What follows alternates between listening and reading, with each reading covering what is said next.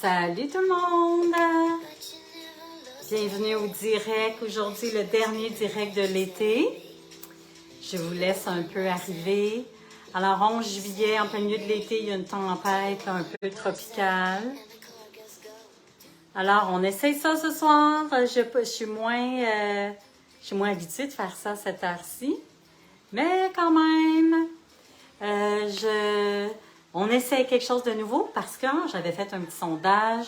Puis je m'étais dit, moi, ça me plaît bien le mardi midi, mais peut-être que vous, c'est préférable une autre journée, une autre heure, un autre midi de la semaine, le soir. Donc, la première position, la médaille d'or, ça avait été le mardi midi, donc le statu quo. Mais quand même, la deuxième place, c'était quand même le mardi à 19h. Donc, on s'essaye, étant donné que c'est l'été, puis là, c'est comme si c'est la nuit noire dans la maison.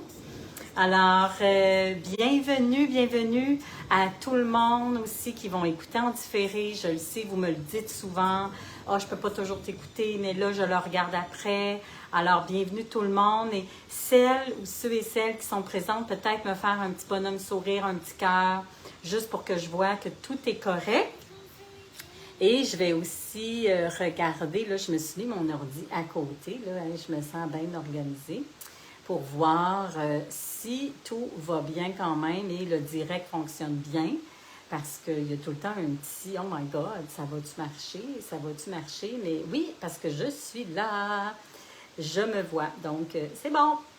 Alors, Marie-Christine, salut Marie-Christine, bonjour Rose.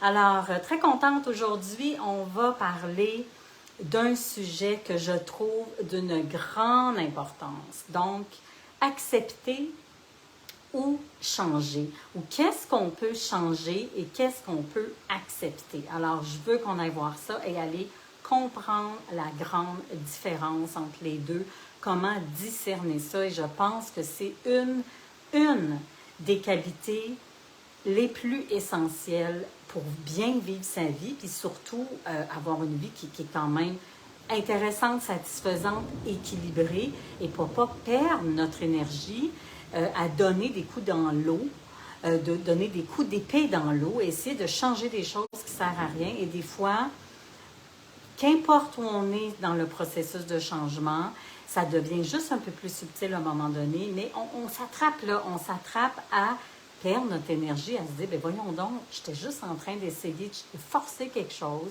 ou de changer quelque chose alors que mon mandat, ma job, ma tâche n'était pas ça. Alors, c'est de ça qu'on va parler aujourd'hui. Je vais prendre une pause estivale. Ensuite, j'ai besoin de input et d'arrêter le output pour quelques semaines et pour revenir plus inspirée, en fait. Alors, je me permets ça. Moi, je suis une fille d'été. J'ai besoin de mon lac, de mes fleurs, de niaiser un peu, de faire autre chose. Alors, voilà, je continue à travailler, mais je veux être moins sur les réseaux sociaux. Alors, celles qui écoutent en différé, peut-être nous écrire aussi petit bonhomme replay, nous dire que vous êtes là. Moi, ça me fait toujours plaisir de voir que vous êtes présente parce que des fois, bon, on ne s'en rend pas compte. Je le sais par après que vous écoutez, mais sur le coup, non. Donc, dites-moi le replay ou bonhomme et puis ça me fait toujours plaisir. Alors, changer ou accepter. Bien évidemment, le cœur de ce que moi j'enseigne avec mes clients, ce qui me tient le plus à cœur à enseigner, et le cœur de la formation L'art de se transformer, ou d'à peu près tout ce que je fais, si j'avais un message à l'humanité avant que la Terre explose, si j'avais 15 secondes à parler à l'humanité, ce que je dirais, c'est « nous avons le pouvoir de changer ». C'est ça que j'ai le plus à cœur. Et c'est ça que j'essaie de transmettre à mes clients ou aux participants de mes programmes. C'est nous avons le pouvoir à l'intérieur de nous de faire les changements nécessaires pour évoluer, pour grandir, pour comprendre le sens de nos souffrances, pour déployer notre potentiel, puis pour comme passer des fois à un autre niveau de notre vie. Parce qu'on est fait comme ça de croissance. Alors, oui, nous avons le pouvoir de changer. Puis des fois, il y a beaucoup de monde qui vont me dire, c'est presque à chaque personne ou à chaque processus de personnes où régulièrement on peut se dire, mais il me semble que je suis supposée d'être capable de tout changer. Ou au contraire, les gens vont me dire, ouais, mais il faut accepter, il faut lâcher prise, donc à quoi ça sert? Donc j'entends ces deux pôles-là, la croyance qu'on peut tout changer, on peut tout faire, où j'essaye de changer quelque chose, mais je ne suis pas capable, puis je me trouve pas bonne et je me dévalorise dans une situation. Ou bien, souvent, l'inverse aussi, c'est-à-dire, ben, il est comme ça ne changera pas, la situation de toute façon ne changera pas, on ne peut pas changer les autres, donc j'endure et j'accepte. Et il y a comme une déresponsabilisation dans les deux cas, mais pour deux raisons différentes. Puis bien évidemment, c'est pas toujours comme ça. Bien souvent, on comprend là où on a du pouvoir, et on met notre énergie à la bonne place et on accepte ce qu'on ne peut pas changer. Hein, il y a la fameuse prière de la sérénité de Saint François d'Assise. Seigneur, donnez-moi le courage de changer ce que je peux. L'humilité d'accepter ce que je ne peux pas changer et la sagesse d'en savoir la différence. Mais c'est exactement ça. Fait qu'on essaie de rentrer là-dedans aujourd'hui. J'ai quatre points à vous donner. Toujours trop d'affaires à dire, bien évidemment. Mais bon, on commence. Alors, salut Geneviève, merci de me dire que vous êtes là. Ça me fait plaisir de voir que ça fonctionne aussi. Ça fonctionne bien maintenant. Cet automne, j'ai eu un petit problème, mais là, ça fonctionne bien. Alors, quand on est pris dans une situation soit difficile, stressante, dans une transition, dans un changement, quand on se sent surchargé, quand on est confus, on ne comprend pas ce qui se passe, tu sais, quand ça va super bien, puis on flotte sur le dos, puis tout est facile et fluide, on est moins là-dedans, c'est sûr. Là. Mais des fois, il y a des défis plus grands. Hein? La vie nous amène son lot d'expériences, et des fois, on ne les voit pas venir, et de petits défis. Alors, quand on est dans une situation comme ça, confusion, transition, stress, surcharge, impuissance, je ne sais plus quoi faire, je sais, ou une situation délicate et sensible, je ne sais pas trop comment aborder ça en ce moment, ou une situation où il y a beaucoup de choses à faire, puis là on est un peu dépassé par les événements, OK? La première chose à faire est se demander, et ça, c'est vraiment primordial et essentiel. Où ai-je le pouvoir dans la situation? Où est ma zone de pouvoir? Moi, j'appelle ça une zone de pouvoir. C'est-à-dire, où ai-je le contrôle concret, réel sur la situation? C'est la première chose à cibler. Il faut comme faire le tri entre ça, je ne peux pas le changer, ça, je pourrais le changer, c'est une option. Tel aspect, ce n'est pas, c'est en dehors de mon contrôle complètement. Cet autre aspect-là, c'est je pourrais peut-être faire un changement, mais ça me demanderait tellement d'énergie et d'effort, donc ce n'est pas une option. Ah, mais voici ici, c'est ça que je peux faire concrètement. Alors, il faut faire ce tri. C'est la première chose à cibler, à discerner, à cerner le plus rapidement possible. Mais avant d'aller plus loin dans la zone de pouvoir, j'aimerais ça vous parler de c'est quoi le pouvoir. Qu'est-ce que je veux dire par ma zone de pouvoir puis le mot pouvoir? Parce que des fois, les gens, ils n'aiment pas ça, ce mot-là. Et il y avait quelqu'un qui me disait tout le temps, j'aime pas ça, le mot pouvoir, dis donc le mot puissance à la place. Pouvoir, c'est comme oppressant, j'aime pas ça. Bon, alors, si vous préférez zone de puissance, on va appeler ça la zone de puissance. Mais moi, ce que j'entends par pouvoir, c'est une zone de contrôle, mais non dans le sens de contrôler les choses. Au lieu du mot contrôle, parce que contrôle pourrait être non intuitif ou pourrait être très perçu négativement également, comme étant une zone, comme étant un mot où je veux contrôler quelque chose versus laisser aller les choses de façon fluide et naturelle. C'est pas ce genre de contrôle-là que je veux dire. Je parle de maîtrise. Où suis-je maître de mes actions de mes gestes, de mes comportements, de mes pensées, de mes attitudes? Où est la maîtrise concrète, réelle, relais-pâquerette, dans le moment présent, dans la réalité présente? Où ai-je réellement une action clé que je peux poser? Qu'est-ce qui est en mon pouvoir de faire ou de ne pas faire ici? Alors, c'est une zone de maîtrise. En quoi je suis maître? En général, la zone de pouvoir, et j'ai déjà fait un live là-dessus, mais là, je ne me rappelle plus quelle date, et je vais le mettre, je vais peut-être mettre le lien dans les commentaires, je vais essayer de le retrouver, mais je sais que j'ai fait un live sur la zone de pouvoir cet automne, mais je n'ai pas retrouvé la date exacte dans mes notes, mais je vais regarder dans Espace Muse. La zone de pouvoir, c'est donc une zone d'action, de maîtrise, de capacité d'agir dans le concret et dans le réel. En général, cette zone-là, c'est rare que notre zone de pouvoir est en lien avec le monde extérieur. En général, on ne peut pas tellement contrôler le monde extérieur. Comme par exemple, si je m'étais dit, ça va être le fun de faire un live parce qu'il va faire clair. Moi, j'aime ça, la clarté versus la lumière là, artificielle. Et c'est pour ça souvent que je fais des choses le jour, parce que c'est là que ça m'inspire. C'est là que je me sens bien. C'est là que je me sens... que j'ai envie. Donc, je me dis, je vais y aller avec cette énergie-là. Et là, il fait comme nuit noire en ce moment. Je n'ai aucun pouvoir sur la situation. C'est comme niaiseux comme exemple. La météo, on n'a pas de pouvoir sur la situation. Les courants sociaux, on a plus ou moins de pouvoir sur la situation.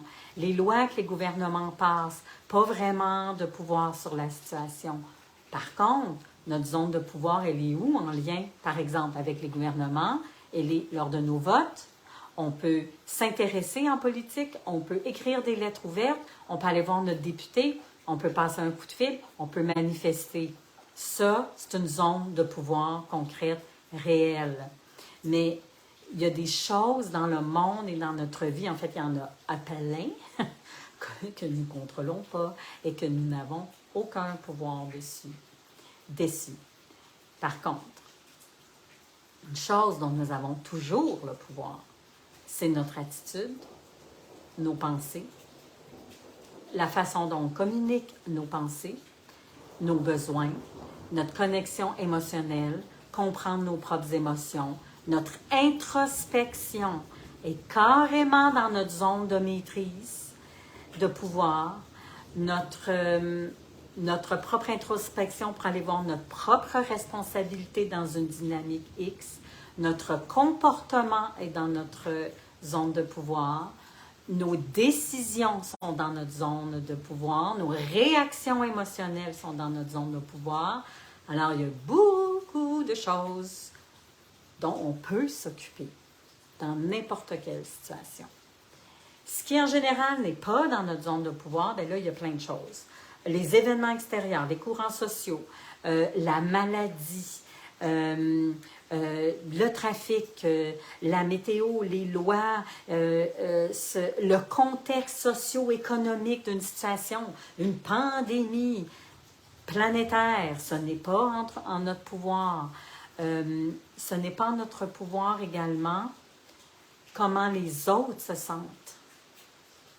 Le niveau de bonheur chez les autres personnes qu'on aime, les gens significatifs dans notre vie.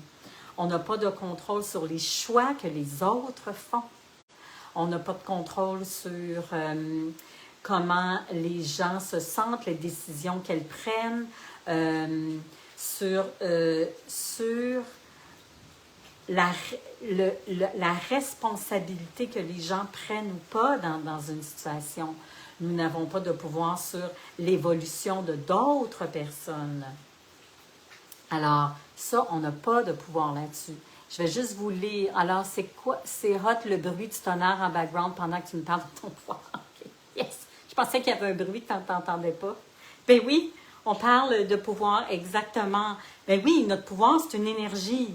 C'est une énergie, puis le feu, c'est en lien avec le troisième chakra qui est en lien justement avec la manifestation de notre pouvoir, de notre confiance. Alors, tout est dans tout.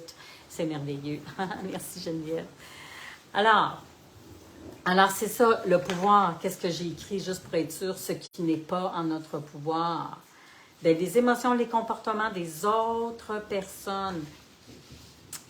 Et c'est là qu'il y a un petit catch-22, OK? Il y a un petit piège. Il y a quand même des petits pièges là-dedans.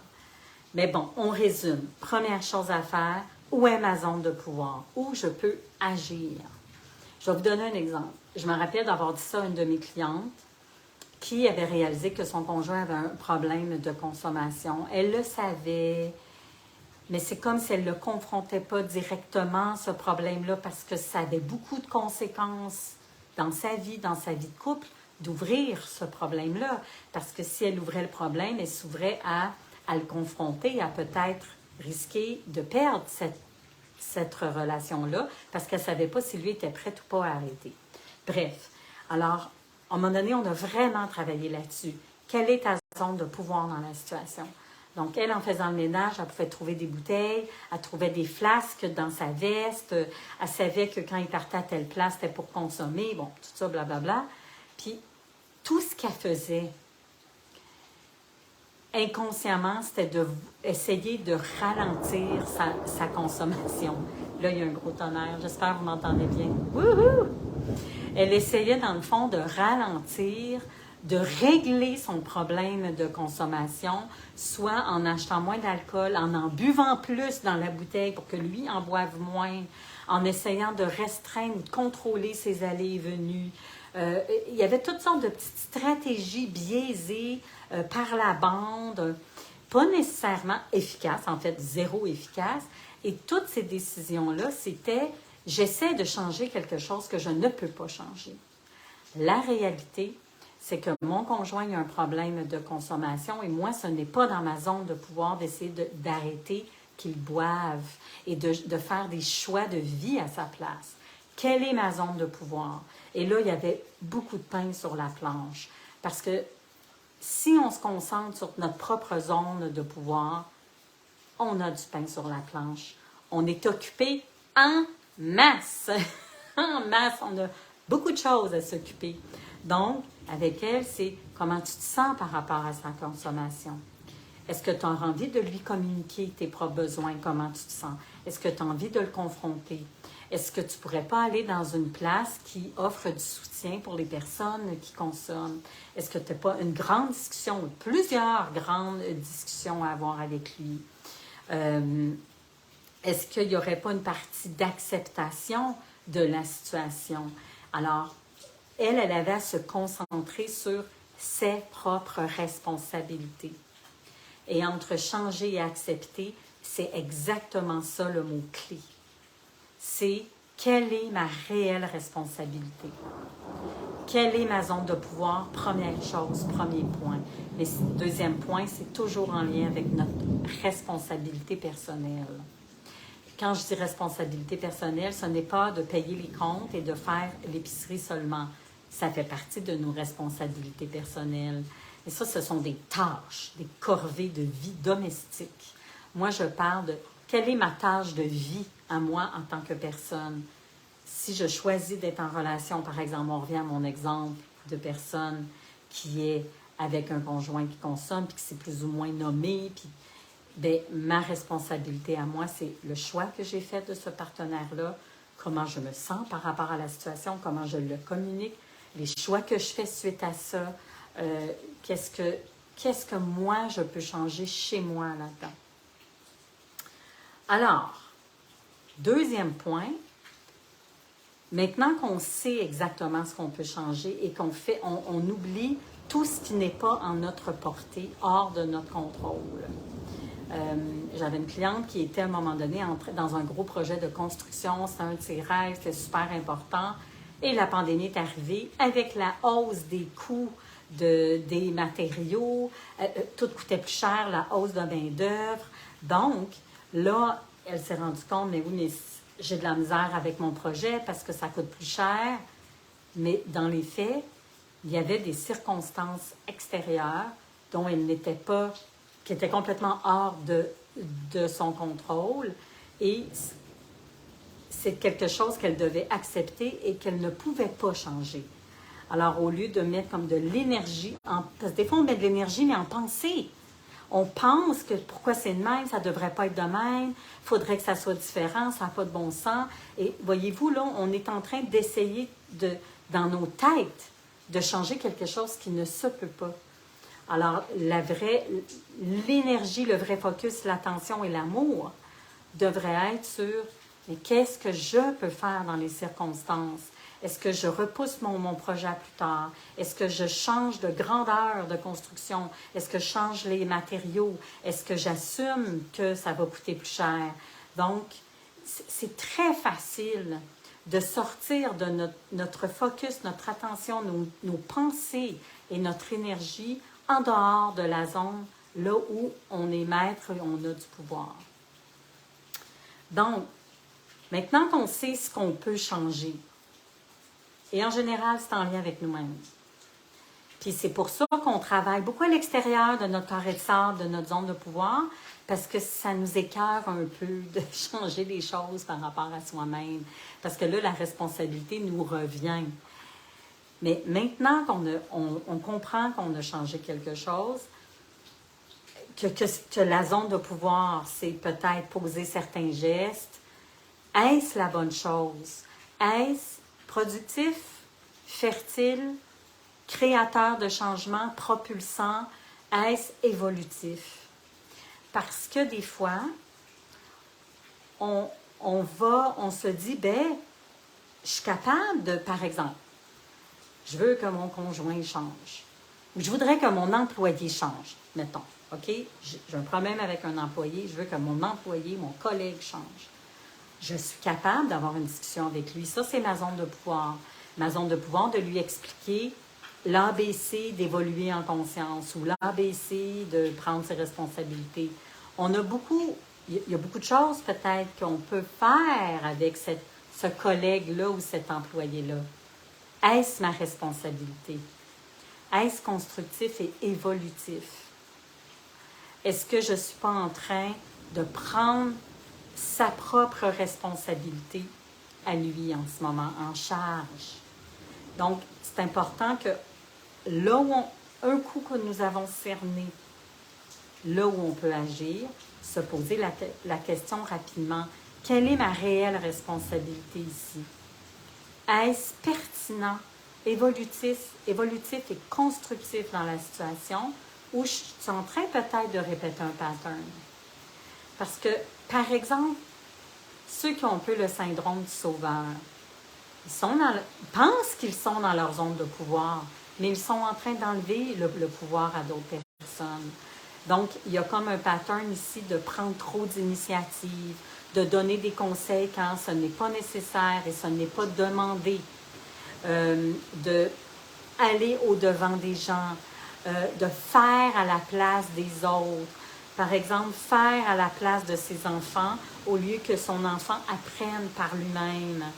Donc, alors on peut croire à tort qu'on est dans une zone de pouvoir, mais dans le fond, on est en train de prendre la responsabilité d'une autre personne.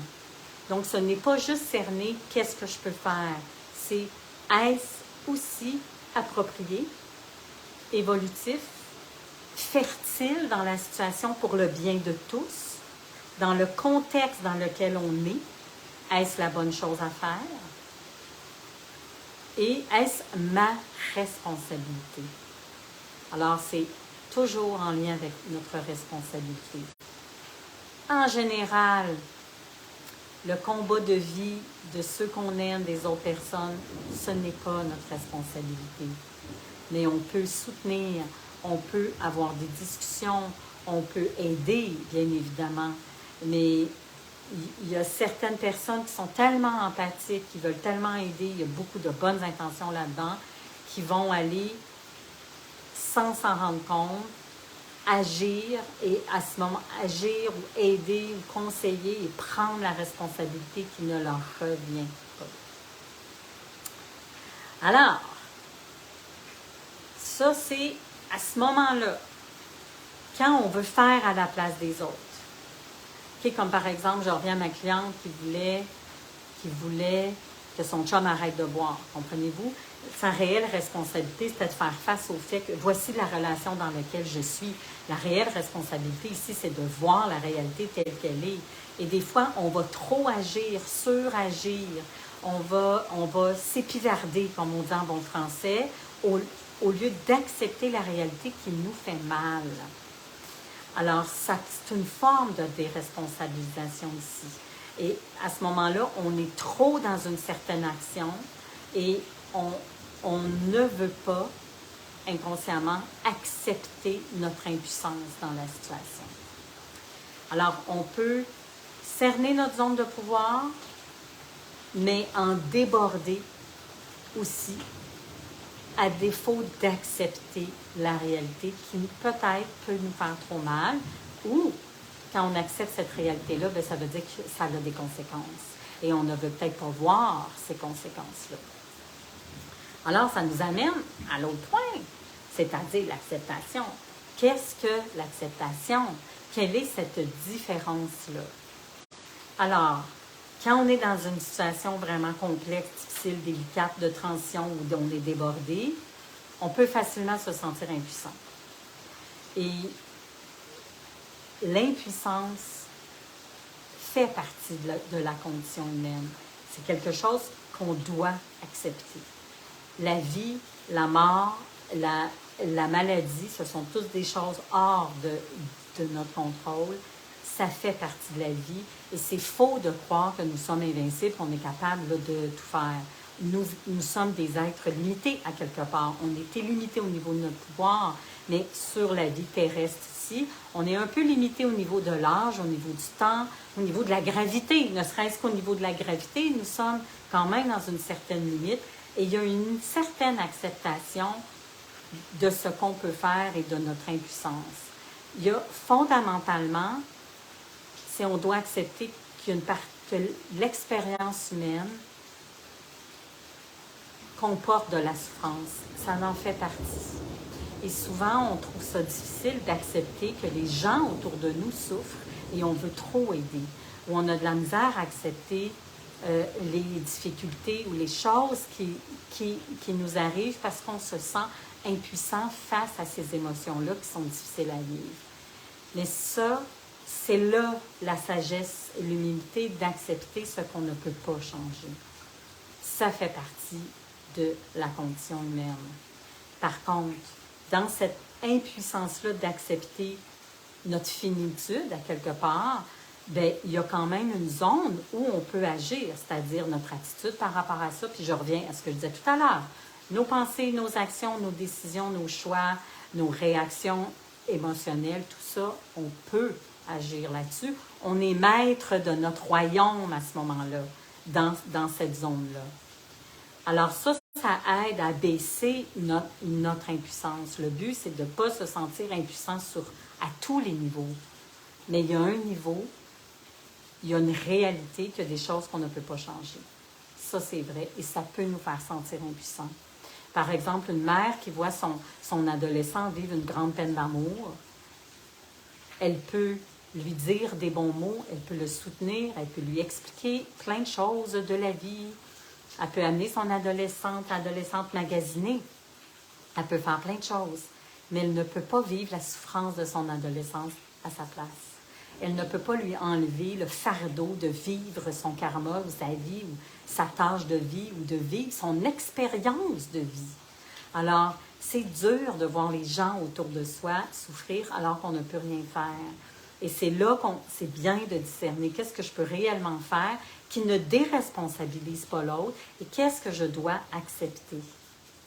Et le fond de l'acceptation, c'est que la souffrance existe et nos limites existent.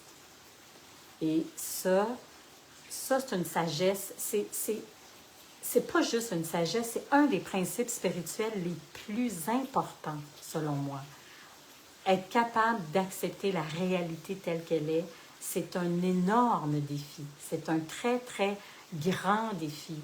Mais quand on est capable de plus facilement, plus rapidement accepter, comprendre cet aspect-là, je ne peux pas le changer. Et ma zone de pouvoir là-dedans, c'est de travailler à accepter cela, à être le plus possible en paix avec cela, avec cette réalité-là. C'est ça le travail qui est à faire. Au lieu d'essayer de se battre ou de résister face à une réalité. Par contre, pour terminer, le catch-22 dans notre acceptation, l'acceptation des choses, c'est que ça ne doit pas être l'issue ou la sortie de secours pour se déresponsabiliser. Ça ne doit pas être un prétexte de « anyway, je ne peux rien changer. Mon boss est de même, la situation est de même, anyway, je ne peux rien changer, il n'y a rien que je peux faire. » Souvent, quand les gens disent « il n'y a rien que je peux faire », c'est qu'ils tombent dans cette impuissance-là. Ils cachent ça derrière une acceptation, mais ce n'est pas une vraie acceptation, c'est plus une déresponsabilisation de peut-être que je pourrais mieux comprendre la leçon qui est à tirer de cette situation-là, mieux comprendre mes propres émotions, comprendre mes propres besoins, peut-être que j'ai des demandes à faire, peut-être que j'ai une discussion à avoir, peut-être que j'ai une grosse décision à prendre et peut-être que je dois quitter cette relation-là, peut-être que je dois changer de travail, peut-être que je dois faire un geste qui est quand même difficile puis qui me fait peur. Donc, au lieu de travailler le pain sur la planche, au lieu de me responsabiliser face à ce geste-là posé qui me fait peur, je préfère dire, anyway, je ne peux rien changer, c'est le même. Puis la clé, des fois, pour comprendre qu'on est dans une espèce de fausse acceptation, c'est qu'on se plaint. On critique, on se plaint et on est amer. Et dans le fond, c'est qu'on se sent impuissant. Donc, ceci est une fausse pseudo-acceptation. Et l'acceptation ne doit pas être une cachette ou un évitement. Une vraie acceptation là, de quelque chose, c'est un deuil. C'est le deuil de comment j'aurais voulu que les choses se passent. C'est ça, accepter pour vrai. Et si on met notre énergie, notre amour sur vouloir, sur essayer de faire le deuil de comment j'aurais aimé que les choses se passent, à ce moment-là, on tombe dans une espèce de sagesse, de réelle acceptation qui est vraie, qui est authentique, et non juste une espèce de raccourci puis de déresponsabilisation de soi-même. Alors, voilà, je vais juste voir, oui, merci d'avoir dit que vous étiez là. Alors, c'était ça pour aujourd'hui. Je serais curieuse de vous lire, de vous entendre. Est-ce que pour vous, discerner votre zone de pouvoir, c'est assez facile, c'est assez clair? Le principe de la responsabilisation, parce que ça va ensemble, est-ce que c'est assez clair pour vous? Si c'était pas, merci Marie-Christine, merci à toi. Si c'était pas la zone de pouvoir, est-ce qu'il y aurait, si vous n'aimez pas ça le mot, comment que vous l'appelleriez cette zone-là pour le fun là? Alors tout ça, ça m'intéresse. Alors j'ai besoin de me remplir, me ressourcer. Je pensais faire des lives plus cet été, mais j'ai réalisé que j'ai besoin de faire le vide. Le vide pour refaire le plein d'idées, parce que j'ai plein d'idées, mais je vois que je n'ai pas l'énergie de les mettre en branle.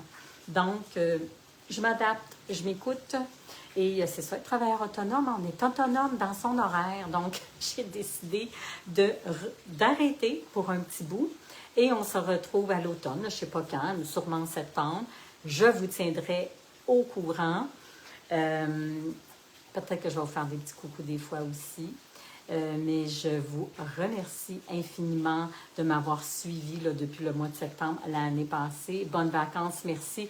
L'acceptation de ce que j'aurais voulu, bel ancrage, exactement.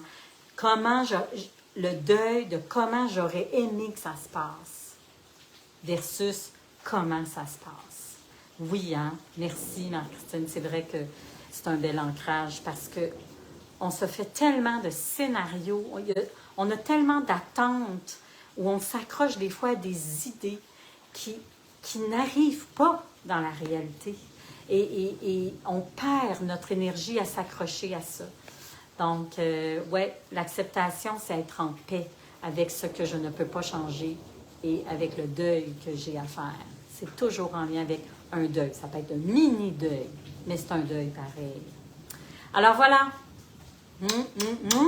Merci de me dire replay, petit cœur, petit bonhomme sourire. Ça me fait toujours plaisir. Et je vous revois réénergisé à la fin de l'été, à un autre moment donné. Alors voilà. Bye!